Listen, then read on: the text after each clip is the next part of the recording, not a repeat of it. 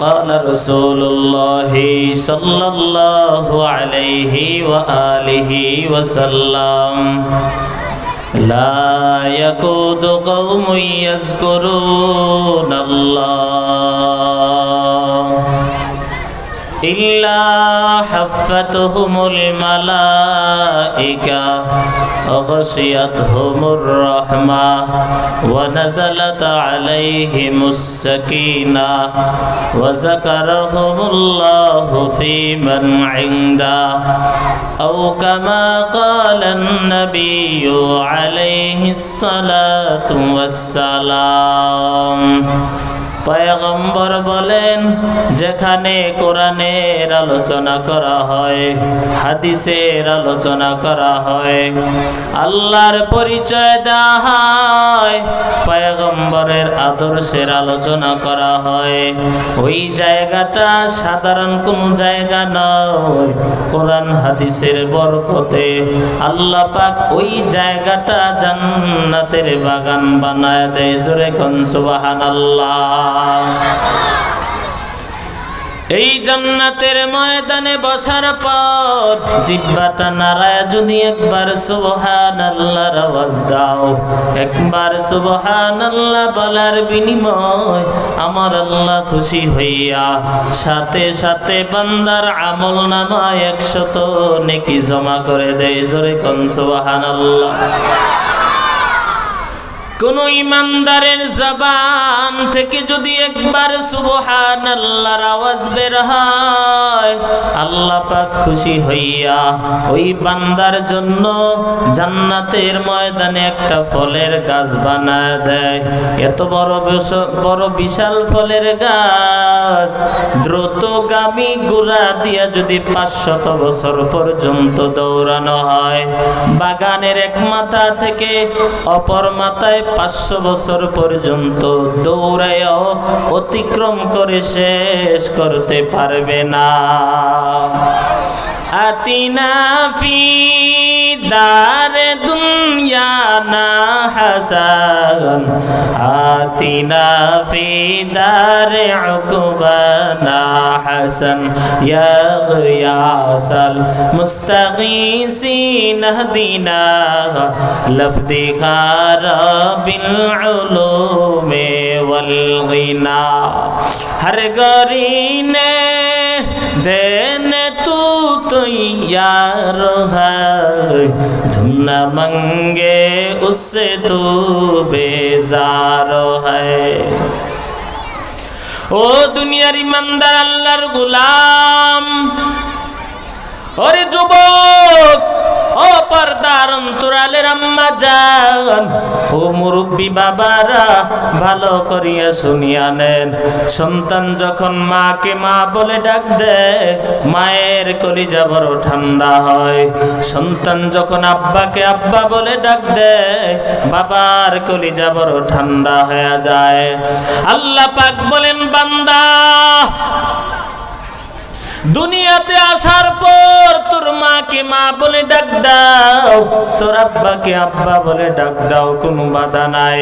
তবে আমি আল্লাহ পাক রব্বুল আলামিন সৃষ্টির ভিতরে শ্রেষ্ঠ মাখলুক বানাইয়া তোদেরকে দুনিয়াতে পাঠাইলাম।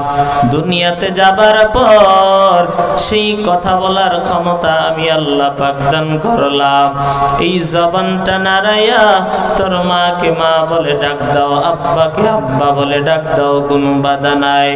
আমি আল্লাহ যে এত বড় নিয়ামত দান করলাম, এই নিয়ামত পাওয়ার পর জিহ্বাটা নাড়ায়া যদি একবার আলহামদুলিল্লাহর আওয়াজ দাও, একবার আলহামদুলিল্লাহ বলার বিনিময় আল্লাহ পাক রব্বুল আলামিন খুশি হইয়া সাথে সাথে জান্নাতের 8টা দরওয়াজা বান্দার জন্য খুলে দেয়। জোরে কোন সুবহানাল্লাহ। আই বেরাদার দৌড়িবা সাজিয়ারে বদ ইয়ারে বদ বদ তোর বুয়াজ মারে বদ তুন হাতুরা বর জানাস ইয়ারে বদ বর জানে ইমানত জানাস ইয়ারে বদ রদু তুরা সোয়ে জাহিম यारे ने को गिरे तयबीनाई ओ दुनियार ईमानदार अल्लाहर गुलाम এই পৃথিবীতে আসার পর আল্লাহ পাক রব্বুল আলামিন আমাদেরকে যত নিয়ামত দান করেছেন সবচেয়ে বড় নিয়ামত আল্লাহ পাক আমাদেরকে দান করেছেন আল্লাহ পাক আমাদেরকে মুসলমান হিসাবে দুনিয়াতে পরিচয় দেওয়ার সুযোগ করে দিয়েছেন এরে আল্লাহর বান্দা আল্লাহ পাক শুধু মুসলমান হিসাবেই পরিচয়ের সুযোগ করে দেন নাই বলে এমন একজন নবীর উম্মত বানাইয়া আল্লাহ পাক আমাদেরকে দুনিয়াতে প্রেরণ করেছেন যেই নবীর উম্মত হওয়ার জন্য অন্য নবীরাও আল্লাহর আদালতে মুনাজাত দিয়া কান্না করেছেন এরে আল্লাহর বান্দা কেমন একজন নবীর উম্মত আল্লাহ পাক আমাদেরকে বানাইলেন আল্লাহর নবী যখন রাস্তা দিয়া চলতেন দুই পাশের গাছ নুইয়া রাসূলকে সালাম জানাইতো আল্লাহর নবী যখন রাস্তা দিয়া চলতেন মেঘের খন্ড রহমাতুল লিল আলামিনকে ছায়া দান করতো শুধু এতটুকুই না রহমাতুল লিল আলামিন যখন রাস্তা দিয়া চলতেন মানুষ নয় হিংস্র প্রাণী পর্যন্ত রহমাতুল লিল আলামিনকে সালাম জানাইতো জোরে কোন সুবহানাল্লাহ আল্লাহর নবী রাস্তা দিয়া চলতেছে সাহাবায়ে কেরাম বলেন পয়গম্বর মানুষের কোনো আওয়াজ নাই তবে সালামের আওয়াজ কোথায় থেকে পাই মায়ার নবী ডাক দিয়া বলে ও সাহাবায়ে কেরাম আমি রহমাতুল লিল আলামিনের আগমনের সংবাদ পেয়ে জঙ্গলের হরিণী আমাকে সালাম জানায় জঙ্গলের বাঘ আমি নবীকে সালাম জানায় এরে আল্লাহর বান্দা আল্লাহ পাক রব্বুল আলামিন রাসূলকে কেমন ভালোবাসতেন আর কেমন মর্যাদা দান করেছেন আল্লাহর নবী এক হাদিসের ভিতরে বলেন ইন্নাল জান্নাতা হুরিমাত আলাল আম্বিয়া হাত্তা আদখুলাহা পয়গম্বর বলেন সকল নবীদের জন্য জান্নাতে ঢোকা হারাম যতক্ষণ না পর্যন্ত আমি পয়গম্বর জান্নাতে না ঢুকবো ততক্ষণ পর্যন্ত কোন নবী জান্নাতের দরওয়াজায় ঢুকতে পারবে না আল্লাহর নবী বলেন আল্লাহ পাক আমার সৃষ্টির বরকতে আমার উম্মতের মর্যাদা বাড়ায়া দিয়েছে বলে কেমন মর্যাদা বলে আমার উম্মতের আগে অন্য কোন নবীর উম্মত জান্নাতের দরওয়াজায় ঢুকতে পারবে না জোরে কোন সুবহানাল্লাহ देखो जाकर आनो में आए मोहतरम मुस्तफा की उम्मते खैरुल उमाम देखो जाकर आनो में आए मोहतरम मुस्तफा की उम्मते खैरुल उमाम ओगो नबीर उम्मतेरा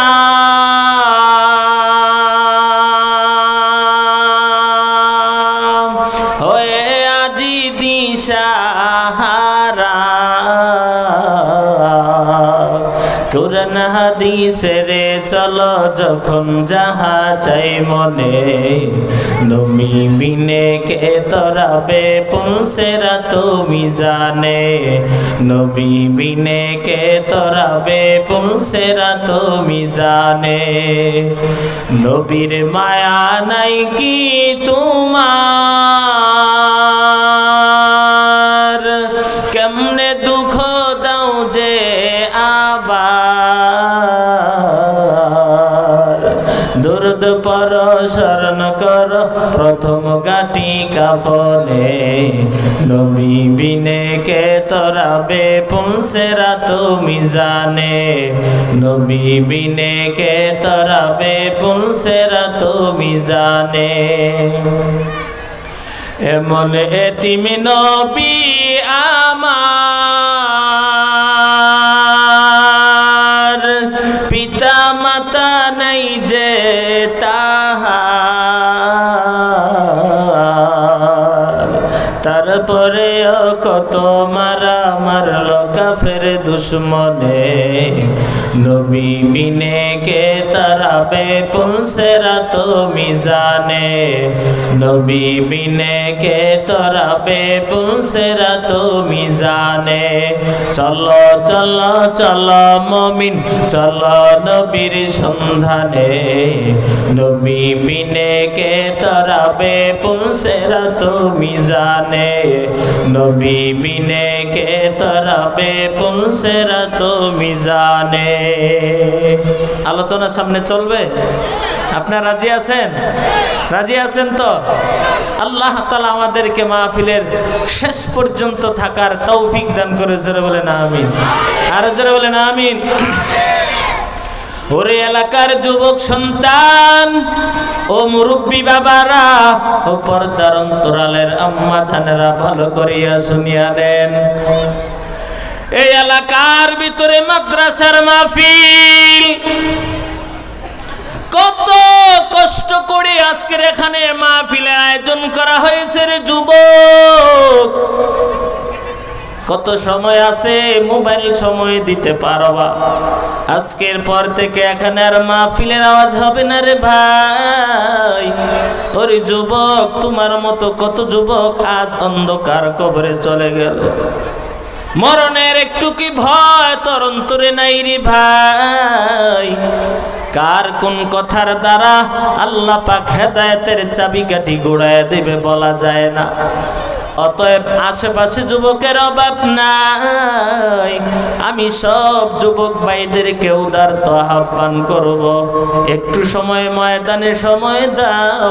আল্লাহ পাক কোন সময় কার কথার দ্বারা হেদায়েতের দরওয়াজায় পৌঁছাইয়া দেয় বলা যায় না। আম্মা জানেরা বহু কষ্ট করে আসছেন। আম্মা জান, মনটা লাগাইয়া বয়ানটা শুনেন। আপনাদের ব্যাপারে আমি আয়াত আর হাদিস পড়েছি। আল্লাহ পাক বলেন, ওয়াকরনা ফি বুয়ুতিকুন্না ওয়ালা তাবাররাজনা তাবাররুজাল জাহিলিয়াতিল উলা। আল্লাহ পাক বলেন, ও আম্মা জান, আপনারা জাহিলিয়ত জমানার মহিলাদের মতো, বেশ্যা মহিলাদের মতো চলাফেরা করবেন না। আপনারা সদা সর্বদা সব সময় ঘরের ভিতরে পর্দার আড়ালে থাইকা জীবন কাটান। আল্লাহর নবী হাদিসের ভিতরে বলেন, আল মারআতু ইজা সাল্লাত খামসাহা ওয়া সামাত শাহরাহা ওয়া আহসানাত ফারজাহা ফালতাদখুল মিন আইয়ি আবওয়াবিল জান্নাতি শাআত। ও আম্মা জান, শুনিয়া নেন, আল্লাহর নবী বলেন, যেই মহিলা 4টা আমল করবে, আল্লাহ পাক ওই মহিলার জন্য জান্নাতের 8টা দরওয়াজা খুলে দিবে। জোরে কোন সুবহানাল্লাহ। আম্মা জান, আপনারা 4টা আমল করবেন, আল্লাহ পাক খুশি হইয়া জান্নাতের 8টা দরওয়াজা খুলিয়া দিবেন। 1 নাম্বার আমল, আল মারআতু ইজা সাল্লাত খামসাহা। 1 নাম্বার আমল 5 ওয়াক্ত নামাজ।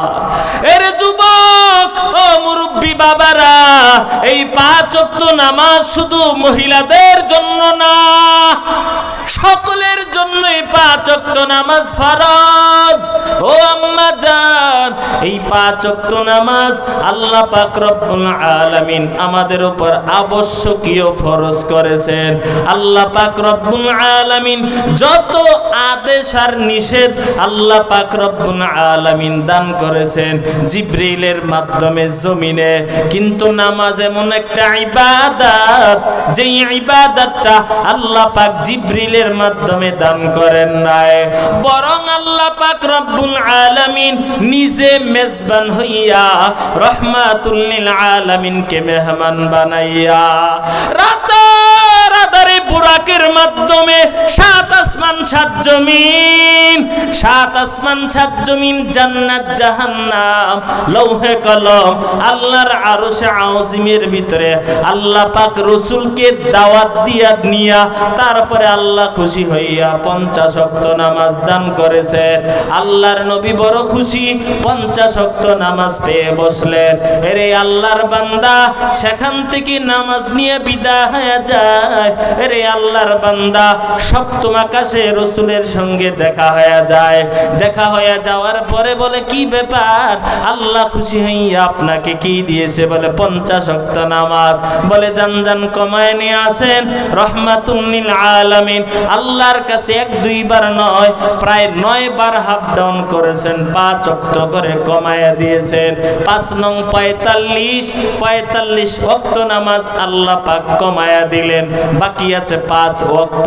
আল্লাহর নবী পেরেশানিতে পড়ে গেলেন, না জানি আমার উম্মতের কত বড় ক্ষতি করে ফেললাম। আল্লাহ পাক বলেন, ও পয়গম্বর চিন্তার কোনো দরকার নাই, ও নবী আপনার উম্মতদেরকে জানায় দেন, আপনার উম্মতেরা যদি 5 ওয়াক্ত নামাজ আদায় করে আমি আল্লাহ 5 ওয়াক্ত নামাজের বিনিময় 5 ওয়াক্ত নামাজের সওয়াব দান করব না, বরং 5 ওয়াক্ত নামাজের বিনিময় আমি আল্লাহ খুশি হইয়া 50 ওয়াক্ত নামাজের সওয়াব দান করব। জোরে কোন সুবহানাল্লাহ। মকন চুসতি নামাজে পাঞ্জেগানা ফাওয়াইলুল লিল মুসাল্লিন আল্লাযিনা মুমিনারা ইনামাজে ইমদাদে দা ইস্তাঈনু আয়াতে কুরআন বখা আয়াতে কদ আফলাহারা ইয়াদকুম গৌরকুম দার মানি আজিদিন সাদেকুন। এরে আল্লাহর বান্দা এই 5 ওয়াক্ত নামাজ ফরজ, পুরুষের আজান হয়ে গেলে মসজিদে গিয়া জামাতে আদায় করতে হবে। বলে কেন?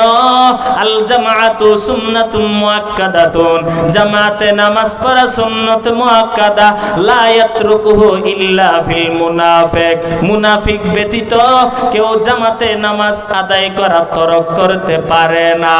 আল্লাহর নবী মজার হাদিস শুনাইছেন। আল্লাহর নবী বলেন, কেহ যদি ঘরে অথবা দোকানে 1 রাকাত নামাজ আদায় করে একে 1 রাকাতের সওয়াব, আর এই 1 রাকাত নামাজ যদি মসজিদে গিয়ে আদায় করে আল্লাহর নবী বলেন একে 25 থেকে 27 রাকাতের সওয়াব। জোরে কোন সুবহানাল্লাহ। আপনাদের এলাকায় কত সুন্দর একটা মসজিদ, একে একে 3য় তালা কমপ্লিট হয়ে গেল। এই মহল্লার ভিতরে মুসল্লিরা নামাজ আদায় করার জন্য মসজিদটা নির্মাণ করা হলো। তবে দুঃখের সাথে বলতে হয় এলাকায় এত মানুষ বসবাস করে, কিন্তু 5 ওয়াক্ত নামাজের ভিতরে 3 তালা কমপ্লিট হয় না। কিন্তু জুমার দিন মসজিদে জায়গা দেওয়া যায় না, ঠিক কিনা? আর যেমন ঠিক কিনা? সারা সপ্তাহ মসজিদ খালি, নামাজ পড়ার মানুষ নাই। মাশাআল্লাহ শুক্রবারে দেখি লোকের অভাব নাই, ঠিক কিনা? সারা সপ্তাহ মসজিদ খালি, নামাজ পড়ার মানুষ নাই। মাশাআল্লাহ শুক্রবারে দেখি লোকের অভাব নাই। তাও আবার সবার শেষে, তাও আবার সবার শেষে রুকুতে পাই ইমাম। ওরা কিসের মুসলমান, ওরা কিসের মুসলমান, ওরা কিসের মুসলমান, ওরা কিসের মুসলমান।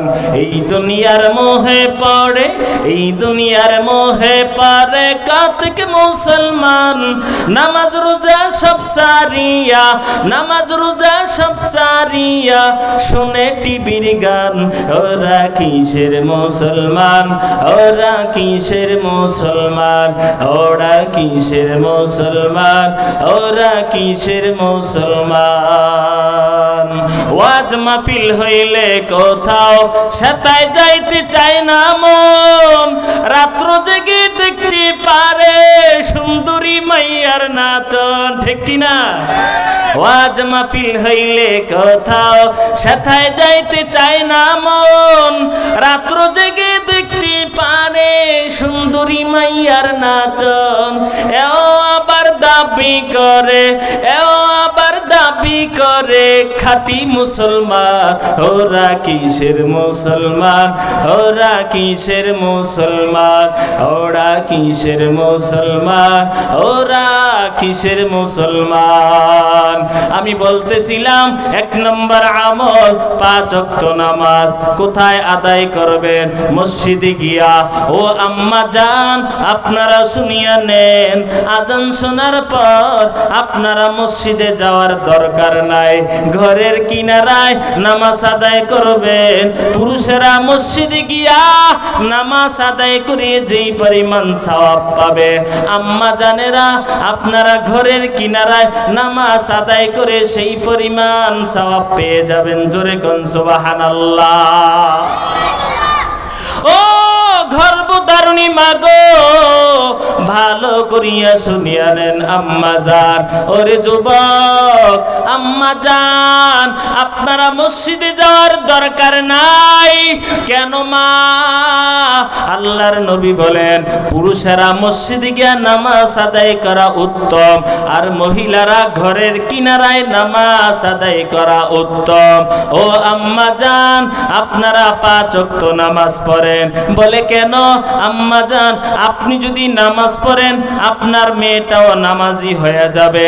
আপনি যদি কোরআন পড়নেওয়ালা হন আপনার সন্তানটাও কোরআন পড়নেওয়ালা হবে। বুঝাবার জন্য বলি আম্মা জান, এশারে আজান হয়ে গেল, আম্মা জান ওযু বানাইয়া নামাজের মুসাল্লায় দাঁড়ায়া যায়।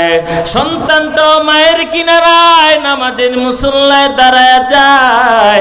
মা হাত বাইদা কেরাত পরে ঠোঁট নাড়ায়, সন্তানটাও মায়ের চেহারার দিকে হাত বাইদা কেরাত পরে ঠোঁট নাড়ায়। মা রুকুর ভিতরে যায়, সন্তানটাও মাকে দেখে দেখে রুকুর ভিতরে যায়। মা সেজদার ভিতরে যায়, সন্তানটাও মায়ের সঙ্গে সেজদার ভিতরে চলিয়া যায়। আল্লাহ পাকের কুদরতি অন্তরে জোশ মেরে যায়। আল্লাহ পাক বলেন, ও রহমতের ফিরিস্তা, আমার সেই বান্দি সেজদায় গিয়া কি পড়ে? বলো আল্লাহ, আপনার এই বান্দি সেজদায় গিয়ে পড়ে সুবহানা রাব্বিয়াল আলা, সুবহানা রাব্বিয়াল আলা, সুবহানা রাব্বিয়াল আলা। আল্লাহ বলে, ও ফিরিস্তারা লেখো, এই শিশু বাচ্চাটাও বলে সুবহানা রাব্বিয়াল আলা।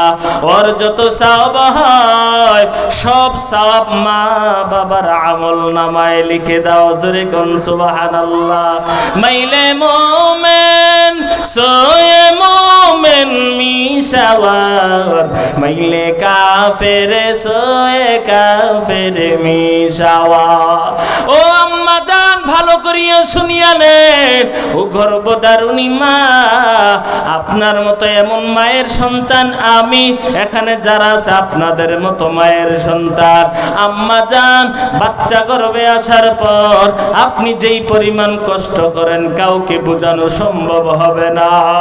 যেই মহিলা গর্ভে বাচ্চা নেওয়ার পর দিনের বেলা না খাইতে পারে, উপাস করে দিন কাটায়, আল্লাহর নবী বলেন রোজা রাখার সমান সওয়াব আল্লাহ পাক ওই মায়ের আমল নামায় দান করবে। জোরে কোন সুবহানাল্লাহ।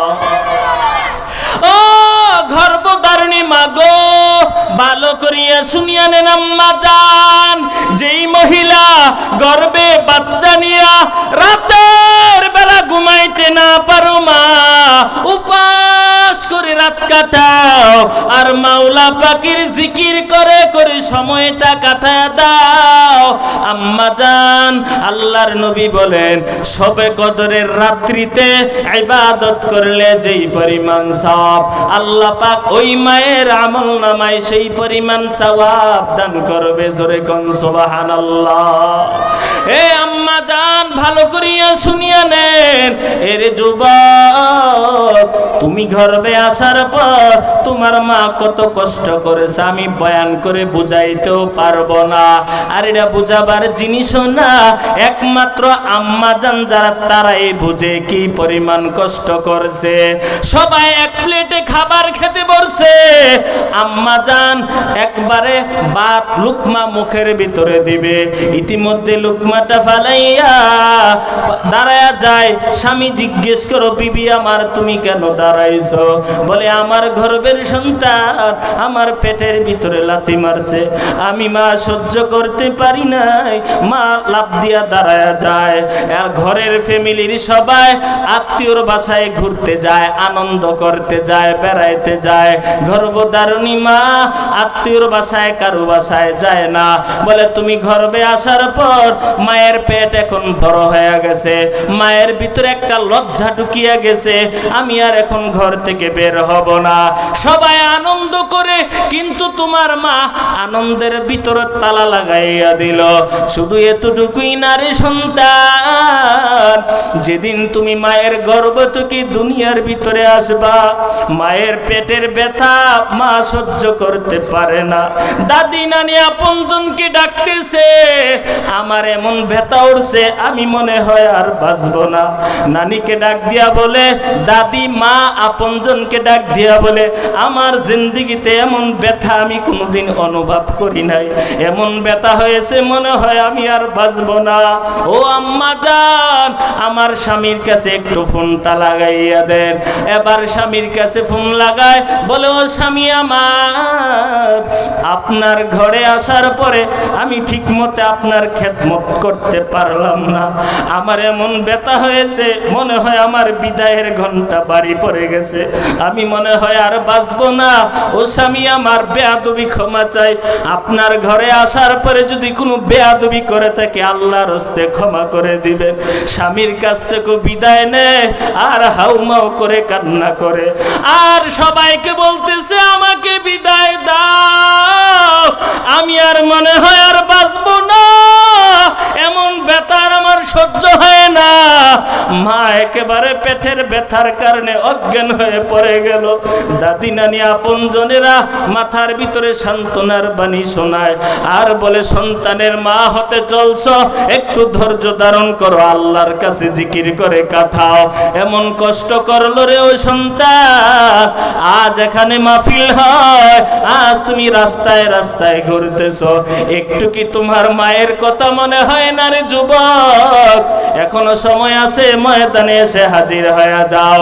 মা এবার ওই ব্যথা সহ্য করতে পারে না, এক পর্যায়ে সন্তানটা মায়ের কলিজার ভিতরে লাথি মেরে তারপরে দুনিয়ার জমিনে আসে। এরে আল্লাহর বান্দা, একটা বকরি জবাই করলে যেই পরিমাণ রক্ত বের হয়, ক্ষরণ হয়, আপনারা দেখেছেন, কিন্তু একটা সন্তান মা জন্ম দেওয়ার সময় তার চেয়ে আরো বেশি রক্তক্ষরণ হয়। জোরে বলেন ঠিক কিনা? এরে আল্লাহর বান্দা, কেউ যদি একটা লাঠি দিয়ে আঘাত করে, এক আঘাতের কারণে 70টা হাড় ভেঙে গেলে যেই পরিমাণ কষ্ট পাবে, একটা মা তার সন্তানকে দুনিয়ার জমিনে ভূমিষ্ঠ হওয়ার সময় তার চেয়ে বেশি কষ্ট আম্মা জানেরা পায়। এরে সন্তান, ও গর্ভধারিণী মা এত কষ্ট করে এই সন্তানকে দুনিয়ার জমিনে জন্ম দিলেন।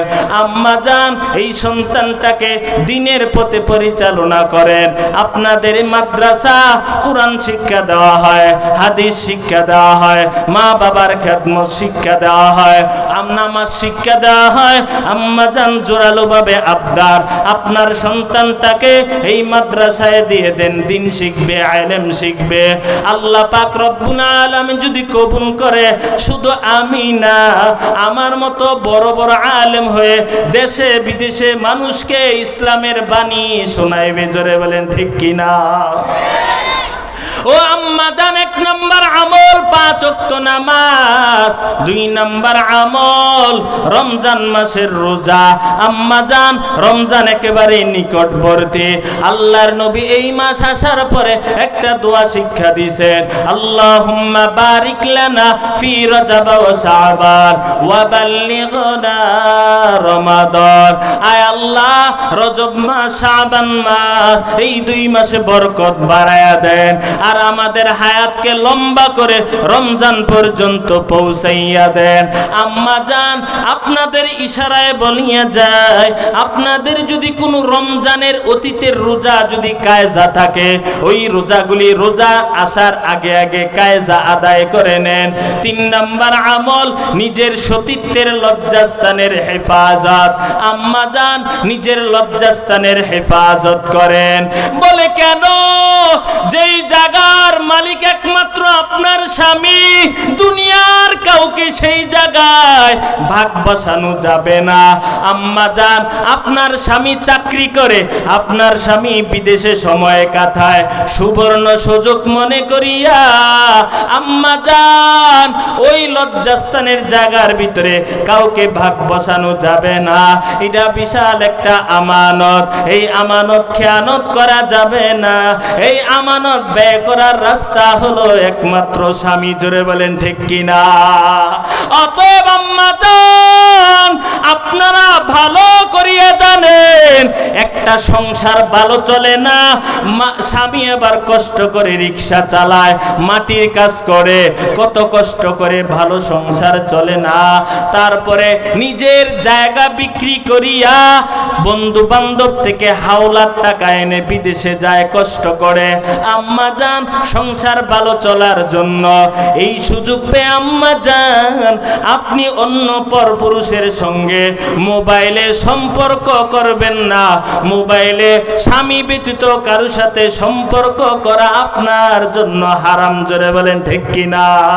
স্বামী ওদিক দিয়া সংসার ভালো চলার জন্য 24 ঘন্টা কষ্ট করে, আম্মা জানের একটু খবর নাই, এই সুবর্ণ সুযোগ মনে করিয়া স্বামীর সঙ্গে ভালো ব্যবহার না করে পরপুরুষের সঙ্গে শুদ্ধ ভাষায় কথা বলে, রাত দিন 24 ঘন্টা কথা বলে বলে সন্তানের মায়া ছাড়িয়া একদিন ওই সন্তান আর স্বামীর ঘর ছাড়িয়া ওই অন্য পুরুষের সাথে হিজরত করে চলে যায়। আছে না নাই?